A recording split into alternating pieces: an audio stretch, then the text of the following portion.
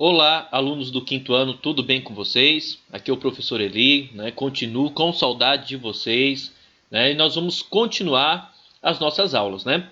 Na primeira videoaula que eu gravei para vocês, falamos sobre a civilização egípcia, origem, localização, primeiro faraó. Agora, né, ainda sobre civilização egípcia, né, nosso capítulo 3 da primeira apostila. Agora vamos para a nossa segunda aula e espero que vocês, né, gostem, aprendam e vamos embora para a nossa próxima aula. Bom, o que nós vamos aprender nesse vídeo de hoje sobre a civilização egípcia? Nós vamos aprender sobre a sociedade egípcia e rapidamente nós vamos ver a economia egípcia. Então, seguindo aqui, a sociedade egípcia, então. Bom, coincidente, né? Olha só que coincidência. Sempre, né, pirâmide, né, uma coisa típica do Egito Antigo, né?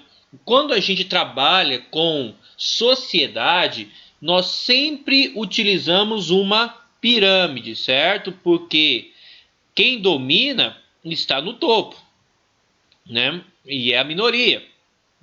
E aí quem está no topo é aqueles que dominam, e a minoria é aqueles de menos importância, né? Estão na parte de baixo, e aí vai crescendo o número dessas pessoas na camada. Bom, aqui na nossa pirâmide social, isso aqui se chama pirâmide social. Sempre quando usamos sociedades, usamos para explicar uma sociedade, usamos a pirâmide. Aqui no topo nós temos o faraó e sua família, certo?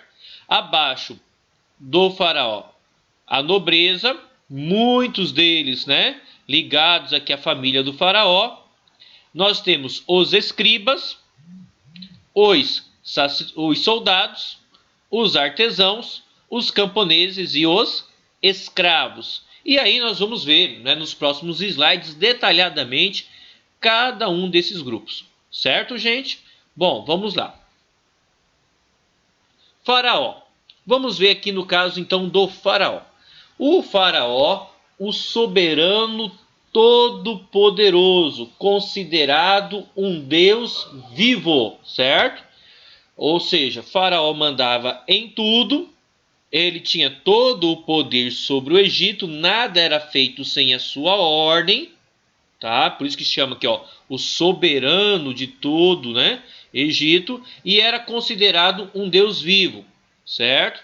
Então o faraó era considerado um deus, havia culto, né, ó. Ele era aqui, ó, objeto de culto e sua pessoa era sagrada, tá? O faraó tinha autoridade absoluta, concentrava em si os poderes, né, poderes político, governava todo o Egito, e espiritual por ser considerado um deus, tá? Político, mandava em todo o Egito, e espiritual por ser considerado um deus. Ele ocupava o topo da hierarquia social, juntamente com sua família. O faraó era considerado o filho de Amon-Ra, o deus Sol, e encarnação de Horus, o deus Falcão. Por isso, esse governo é chamado de teocrático. O que é um governo teocrático? Se você pegar essa palavra aqui, ó, teocrático é uma palavra grega. Se você pegar essa palavra aqui, ó, que eu estou passando o mouse aqui, ó, teocrático, vamos dividi-la em duas partes. A primeira parte aqui, ó, teo, significa Deus ou deuses. Crático, né? Poder, né? Cracia, vem de cracia, poder, governo. Ou seja, então o poder do faraó é um poder teocrático, porque é um poder que vem dos deuses, tá?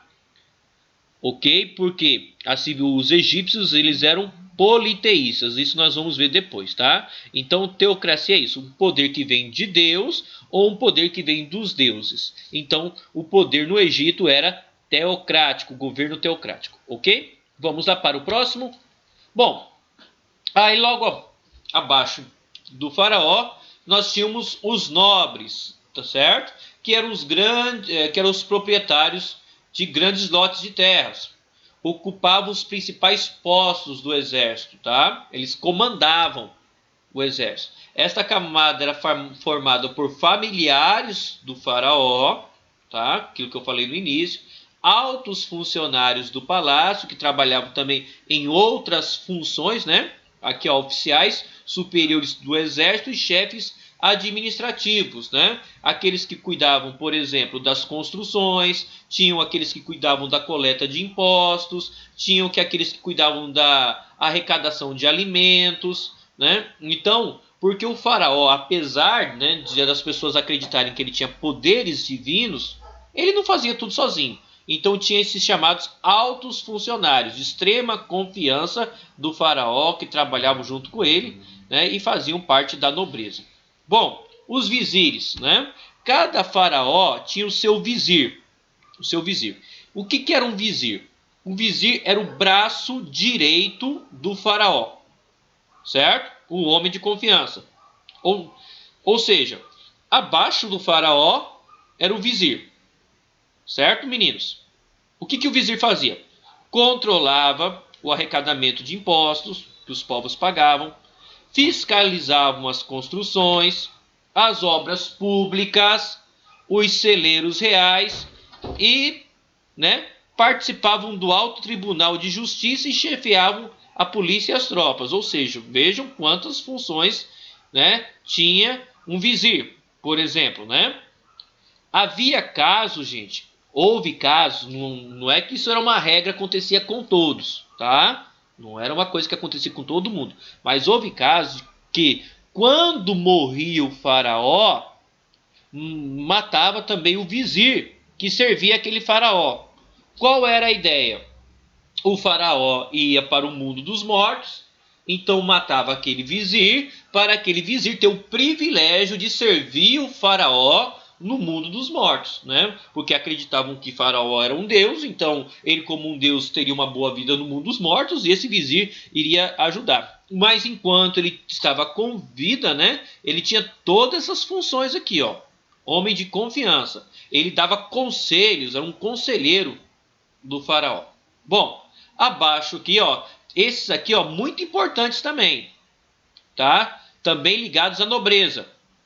Sacerdotes, homens cultos e se enriqueciam com as oferendas feitas pelo povo aos deuses, né? Os sacerdotes, eles eram responsáveis pelas atividades religiosas no Egito, inclusive em louvor ao faraó, em adoração ao faraó e aos demais deuses. E como, né, os povos, né, como os egípcios ofereciam, né, riquezas, oferendas, dádivas aos deuses, parte do que era oferecido aos deuses ficavam para os sacerdotes. Por isso que eles se enriqueciam, certo? Eram responsáveis pela atividade religiosa. Escribas. Os escribas eram considerados os sábios do Egito, porque eles tinham, né, o domínio da técnica da escrita. Lembrando que a maioria não sabia nem ler nem escrever, isso era um privilégio de poucos, né? Sacerdotes, nobres, vizir, né? E os escribas. Os escribas eram encarregados da cobrança, eram os que trabalhavam no dia a dia, na cobrança de impostos, da organização escrita das leis, eles que redigiam as leis todas, decretos e da fiscalização da atividade econômica em geral, ou seja, tudo que precisasse registrar, desde documentos oficiais, leis e até documentos sagrados, quem fazia isso eram os escribas, tá? Então, tudo que era registro escrito, eles escreviam em papiro, uma forma de papel, da planta papiro. Eles também escreviam em paredes, em pedras, ok? Tá? Mas principalmente a planta papiro. E havia também no Egito os soldados. Né? Os soldados viviam dos produtos dados em pagamento pelos serviços e dos saques realizados durante a guerra. Né? Como que trabalhavam os soldados? Os soldados eles cuidavam da ordem interna no Egito, ou seja, as pessoas, né, não cometer crimes, delitos, revoltar, e protegiam o Egito contra ataque externo, ataque estrangeiro. Né? E eles viviam também de saques. Ou seja, o que é isso? Quando um povo guerreava contra outro povo, o que acontecia? Aquele que perdia, ele era saqueado, roubado. Saqueado é roubado. Roubado pelo vencedor, tá? Roubar o derrotado é como se fosse um prêmio de guerra. Então os soldados, eles dividiam, né, esse saque aqui, ó, tá? Quando eles derrotavam seus inimigos.